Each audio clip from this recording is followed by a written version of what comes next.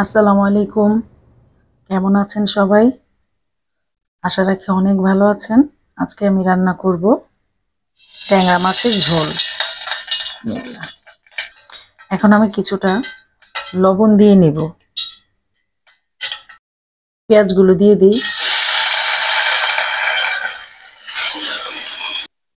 এখন আমি পেঁয়াজগুলো হালকা একটু ভেজে নেব। এই যে আমার পেঁয়াজটা হালকা ভাজা হয়ে গেছে। এখন আমি টমেটো কুচি দিয়ে দেব।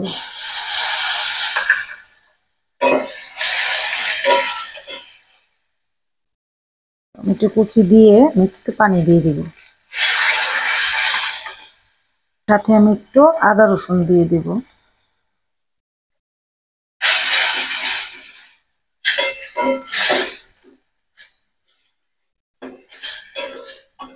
এখন ভালো মতো একটু কষিয়ে নিব। এখন ভালোভাবে এটা একটু মিশিয়ে দিয়ে ঢাকনা দিয়ে ঢেকে চুলার আঁচটা একদম কমিয়ে দিব, যেন টমেটোটা সিদ্ধ হয়ে যায় ভালো মতো। আমি কিছুটা পানি দিয়ে দিয়েছি যেন টমেটোটা ভালো মতো গলে যায়। এখন ঢাকনা দিয়ে ঢেকে দিব।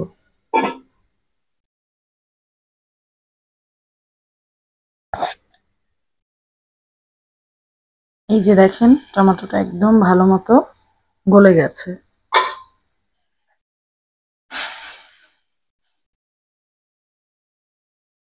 এখন আমি এই পর্যায়ে মশলাগুলো দিয়ে দিব।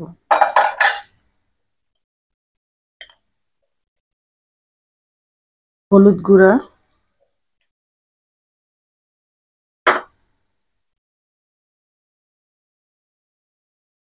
মরিচ গুঁড়া,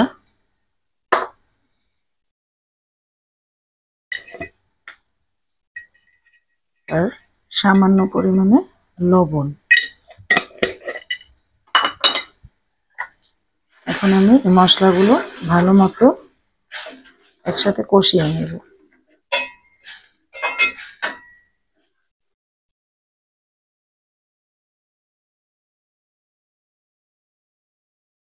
এই যে দেখেন খুব ভালো মতো মশলাটা কষে গেছে।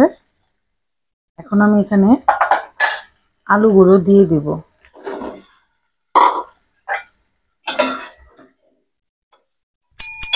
আলুগুলো আমি মশলার সাথে ভালো মতো মিশিয়ে দিব। তারপরে পরিমাণ মতো পানি দিব সিদ্ধ হওয়ার মতো।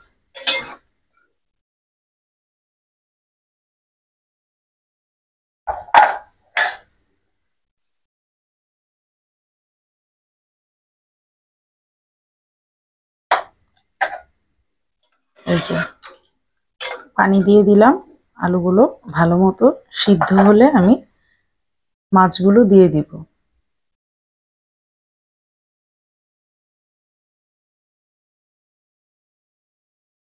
এই যে দেখুন আলুগুলো আমার ভালো মতো সিদ্ধ হয়ে গেছে। এখন আমি অল্প পানি থাকতে থাকতে মাছগুলো দিয়ে দিব। ট্যাংরা মাছগুলো আমি এখানে দিয়ে দিব। অনেকে হয়তো বা ভাববেন যে কাঁচা মাছ তো আগে কষিয়ে নিতে হয় মশলাতে। তো কিছু কিছু মাছ আছে আলু দিয়ে যেগুলো রান্না করা হয় বা তরকারি দিয়ে, সেগুলো তরকারি আগে কষিয়ে বা আলু কষিয়ে তারপরও মাছ কষানো যায়, কোনো সমস্যা নেই, এতে কোনো কাঁচা গন্ধ থাকবে না।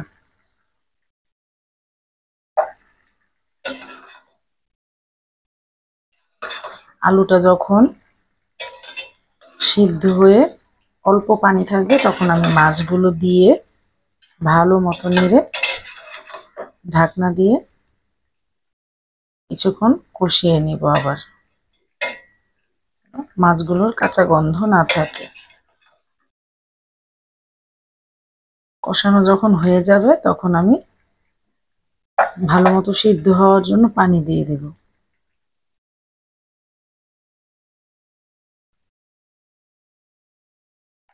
এই যে দেখেন মাছগুলো আমার কষানো হয়ে গেছে।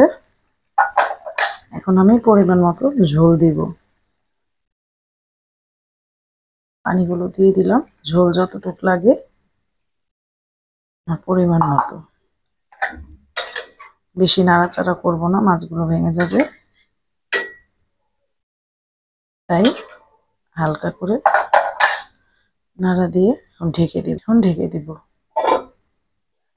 এই যে হয়ে গেছে আমার ট্যাংরা মাছের ঝোল আলু দিয়ে। এখন আমি কিছু কাঁচামরিচ দিয়ে দিব। এই তো শেষ আমার রান্না। আমার এই ট্যাংরা মাছের ঝোলের রেসিপিটা যদি আপনাদের কাছে ভালো লেগে থাকে অবশ্যই অবশ্যই শেয়ার করবেন, লাইক করবেন আর বেশি বেশি করে শেয়ার করবেন। তো আজকে এখানেই বিদায় নিচ্ছি। আসসালামু আলাইকুম।